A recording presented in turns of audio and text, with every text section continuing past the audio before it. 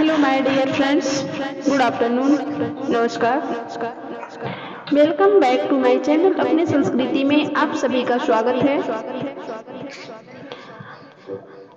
I hope कि आप सभी बहुत अच्छे होंगे और मैं भी अच्छी हूँ।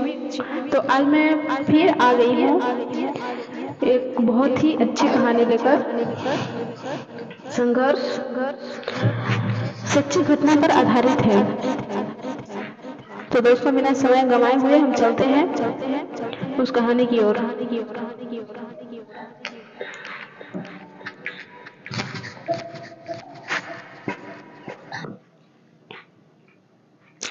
बहुत दिनों की बात है। रामनगर गांव में एक दयालु नाथ नाम का पहलवान था। उसका नाम तो दयालु था, पर दया उसके स्वभाव में नहीं था। उसकी मां का नाम सीता था। उसने मेहनत मजदूरी करके दयालु नाथ को पाल पोस कर बड़ा किया था।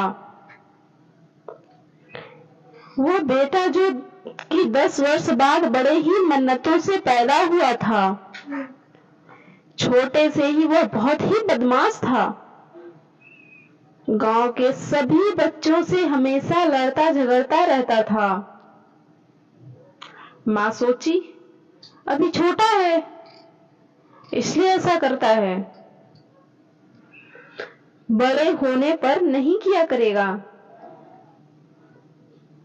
कुछ सालों बाद जब वो बड़ा हुआ, फिर भी उसकी आदत वैसे ही थी।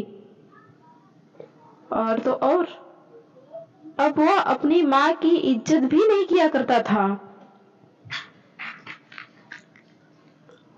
फिर भी मां उसे कुछ कहती नहीं थी। वह उसकी गलतियों को अनदेखा करती थी।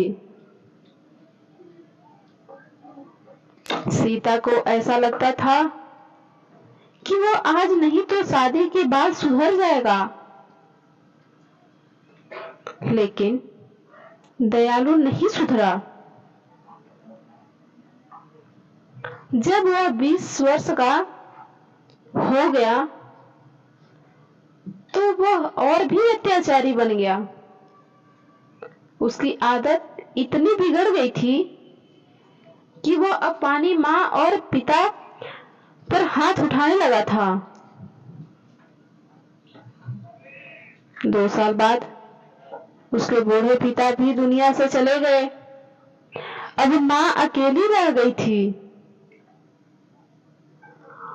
उसे अपने बेटे की चिंता होने लगी थी कि उसकी मृत्यु के बाद उसके बेटे का क्या होगा। उसे खाना बनाकर कौन देगा। उसकी मां ने सोचा, इसकी शादी एक अच्छी लड़की से कर देंगे तो दयालु का जीवन सफल हो जाएगा।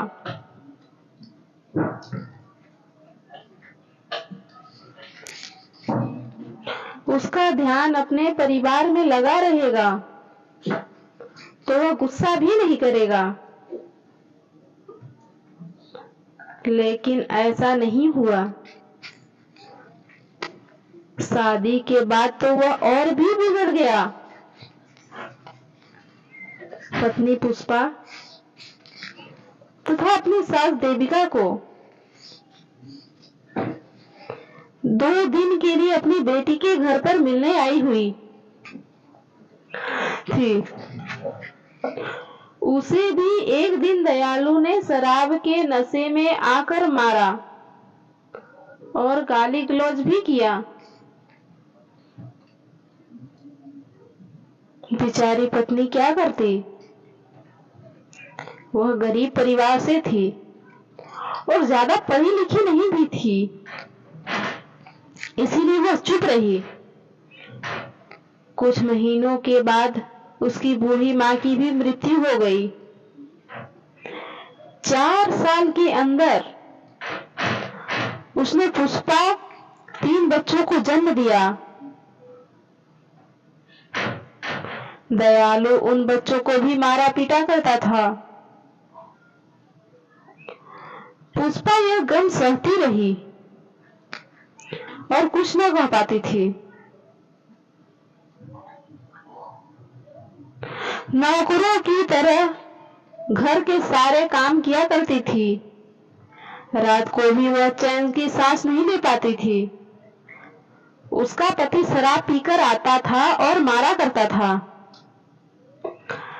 10 साल तक तो बेचारी पुष्पा जैसे तैसे करके काम काज करती रही और अपनी अत्याचारी पति की मार सहती रही, ताकि उसके बच्चे पढ़ लिख कर अच्छे ऑफिसर बन जाएं और वे उनकी मां की तरह जीवन न जिएं। भगवान की कृपा और पुष्पा की मेहनत रंग लाई।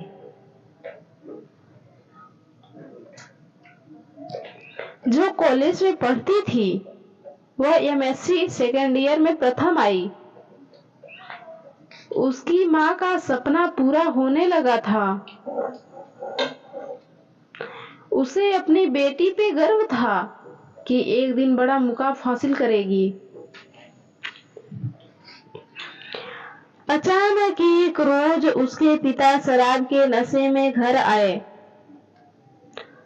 अपनी बड़ी बेटी रीना को बुरा भला कहने लगे और मारने लगे। रीना पढ़ी लिखी और समझदार लड़की थी। उसने जैसे तैसे करके अपने आप को बचाई। यहाँ तक कि माँ भी उसे बचाने आई तो उसे भी मारा।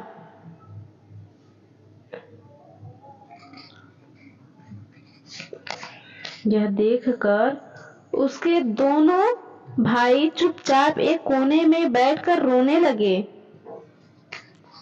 हेलो दोस्तों, यदि आपको इस कहानी से कुछ सीख मिले या फिर यह कहानी पसंद आए तो हमारे चैनल को प्लीज जरूर सब्सक्राइब करें, लाइक करें, शेयर करें।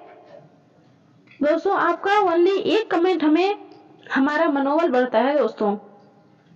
तो प्लीज यदि पसंद आती है तो जरूर सब्सक्राइब करके लाइक करें और बटन प्रेस करना बिल्कुल भी ना भूलें। तो रीना अपनी गलती के बारे में पूछती है कि मैंने कौन सी गलती करी थी। सीधा कॉलेज से घर ही तो आ रही थी।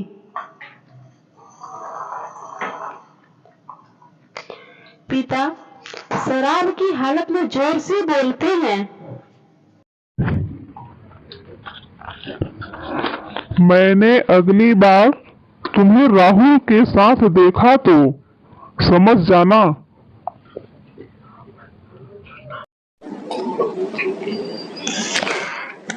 राहुल मेरी कक्षा में पढ़ता है और वो मेरा एक अच्छा मित्र है।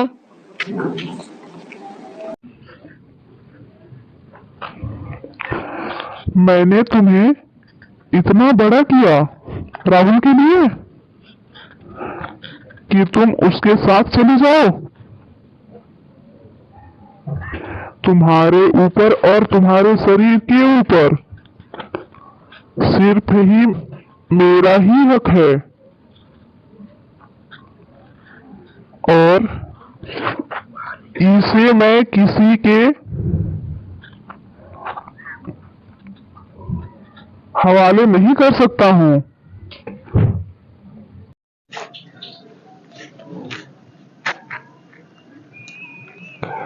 रीना और उसकी माँ यह वाक्य सुनते ही चुप हो गए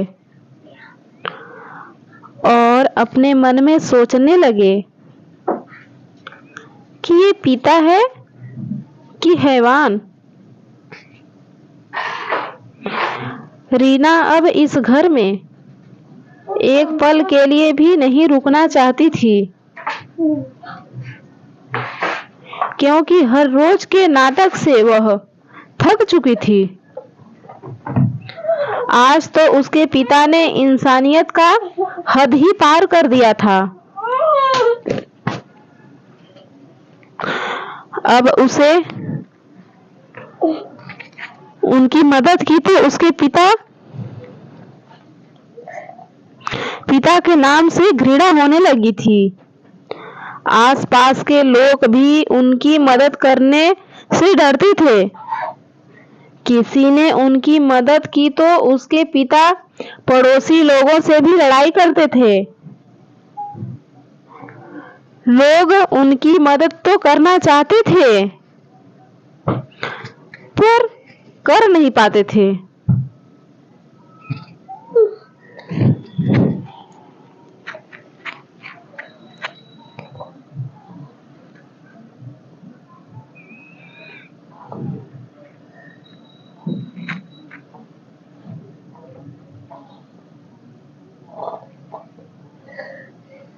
उसकी माँ ने उसके लिए इतना संघर्ष किया था। उसे रीना पूरा करना चाहती थी।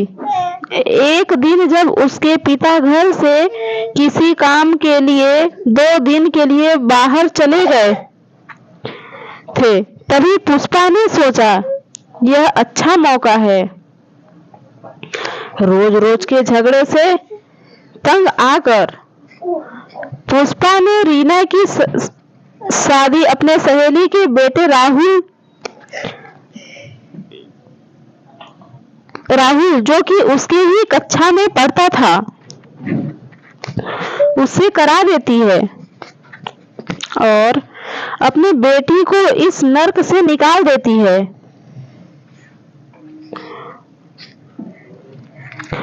उसी रात रीना और राहुल उस गांव से चले जाते हैं और नागपुर शहर में जाकर अपने आगे की पढ़ाई करते हैं। घर पर जब उसके पिता को यह बात पता चलती है तो हमेशा की तरह फिर से लड़ाई होती है, लेकिन इस लड़ाई से पुष्पा को बहुत सुख समय बीतता गया। जल्द ही रीना वकील बन गई। उसने अपनी माँ पुष्पा को उस नर्क से आजादी दिलाई और अपनी माँ सहित दोनों छोटे भाइयों को अपने साथ अपने घर में रखकर अच्छी तरह से पढ़ा लिखा रही थी। आज वे सब एक समान का जीवन व्यतीत कर रहे हैं। अंततः पुष्पा का यह संघर्ष पूरा हुआ। उधर उसके पिता अब अकेले अपनी जिंदगी जी रहे हैं। कोई भी उन्हें खाने के लिए नहीं देता है। जैसे तैसे वह पापी अपना जीवन जी रहा है। यह कह सकते हैं कि अपने कर्मों का सजा भुगत रहा है। इसलिए ऐसा कहा जाता है कि धरती पर स्वर्ग और नर्क है। जो जैसा कर्म करेगा वैसा ही भुगतना पड़ेगा। इसीलिए सबके साथ अच्छा व्यवहार करना चाहिए ताकि हमारे समय में भी लोग अच्छा व्यवहार करें। थैंक यू दोस्तों, थैंक्स फॉर वॉचिंग। और यहाँ से कहानी होती है एंड। कहानी कैसी लगी कमेंट बॉक्स में जरूर बताएं। Bye bye, tata, take care.